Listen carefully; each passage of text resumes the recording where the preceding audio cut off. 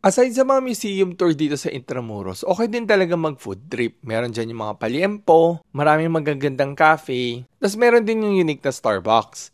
Actually, bumalik ako last weekend dito para mag-try ng mga bago. First kong pinuntahan is dun sa may entrance ng Intramuros. Merong hidden gem dyan na cafe na nasa gilid. Tapos kita mo yung golf course. Maganda yung vibe dito. Alfresco lang siya, walang aircon. And pricing wise, saktuhan lang. Americano yung in-order ko dito, pati apple pie. Standard yung taste, okay na pang chill-chill. And then meron ako napuntahan dito sa may tapat ng Mapua. Eto, hilera talaga siya ng pagkain dyan. Masarap yung manok dyan. And then usually, ubos na yan by 1 p.m. Pero tinry ko dito yung frozen yogurt. Ito ang cute nito. May bear na maglalabas sa'yo ng order mo. And then puro fruits lang yung merong available sila. Yung yogurt nila dito starts at 89. And then yung berries yung kinuha ko. So 139 lang yan. Balance na yung tamis at saka asim niya na medyo pa ice cream na. Refreshing at saka sobrang sakto nito sa tag-init. Kaya if ever na mag-Intramuros kayo, pagsabayin nyo na yung food trip at saka museum tour.